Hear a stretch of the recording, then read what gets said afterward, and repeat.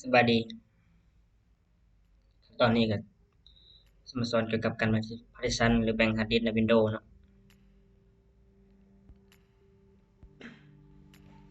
โอเคอันนี้ในเครื่องค่อยตัวนี้มันจะมีไดร์อยู่2ลูกคือไดร์ C กับไดร์ D หรือว่าสิเอิ้นนั่นบอนเก็บข้อมูลก็แล้วแต่ผู้สิเอิ้นเนาะซึ่งค่อยต้องการแบ่งออกมาอีกไดร์หนึ่งคือไดร์ไดร์ F จากไดร์ D ตัวนี้ซึ่งขั้นตอนมันก็บ่ได้มีหยังยุ่งยากก็ให้ทุกคนมาเลือกเอาตัว DPC ตัวนี้แล้วคลิกขวาที่เมาส์แล้วก็เลือก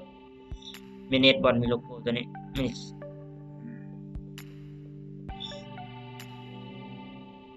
เบอร์หนึ่งโอเคหลังจากนั้นเลือกเอาตัวนี้ Disk Management ตัวนี้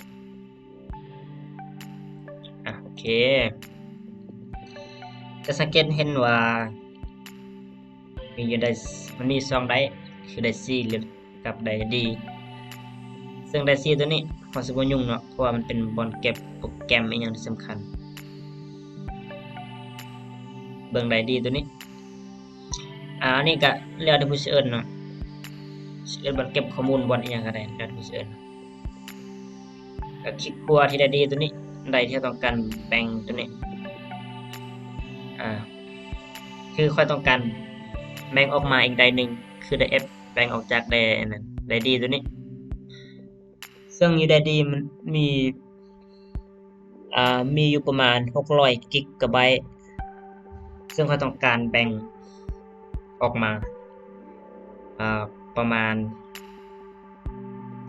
2กิกซะก็คลิกขวาแล้วก็เลือกคลิกไม่คลิกขวาที่ไดร์ D ตัวนี้แล้วก็เลือก Sync Volume ตัวนี้โอเคจะสังเกตเห็นว่าตัวนี้มันเขียนว่า total size ตัวนี้มันปริมาณเอาหมดที่อยู่ในไดร์ D ตัวนี้นะแล้วมาเบิ่งตัวที่3ตัวนี้ซึ่งเราสิบ่แบ่งเบิดนะค่อยก็สิลบตัวนี้ออกข้อยต้องการแบ่งออกมาประมาณ2กิกะไบต์ซึ่ง1กิกะไบต์เท่ากับ1024เมกะไบต์เนาะคันสมมุติว่า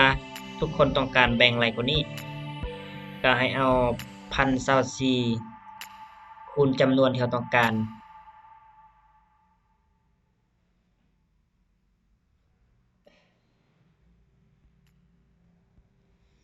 เพื่อบ่ให้ยุ่งยากก็ให้ทุกคนเปิดเครื่องคิดเลขขึ้นมาใส่เครื่องคิดเลขโอเคสมมุติว่าในที่นี้เขาต้องการแบ่งจากไดร์ D ประมาณ2กิกค่อยก็เอาซึ่ง1กิกเท่ากับ1024เมกะไบต์ค่อยก็เอา1024ตัวนี้มาคูณ2มันก็จะได้โอเคไปอยู่ประมาณ1048เมกะไบต์โอเคหรือว่าคันทุกคนต้องการแบ่งครึ่งก็เอาตัวนี้ครึ่งนี่มาหารครึ่งเลยหาร2แต่ในที่นี้ค่อยสิเอาตัวเมื่อกี้ตัวค่อยคูณเมื่อกี้นี้แล้วก็เอา2048ใส่นี้แล้วก็เลือกเอาตัวนี้ strip ตัวนี้โอเคจะสังเกตเห็นว่ามันยังบ่สามารถใส่ได้เทียบเพราะมันจะเป็นขอบสีดำอยู่ตัวนี้เห็นบ่ก็ให้ทุกคนคลิกขวาบาทนึงแล้วก็เลือกเอาตัวนี้ new simple volume ตัวนี้next next เรื่อยๆตัวนี้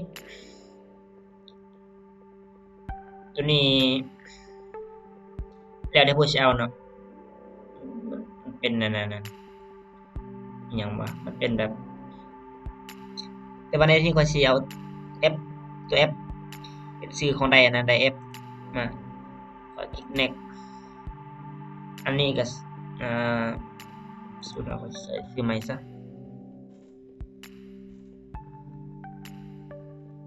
data data เนาะค่อยอาจจะ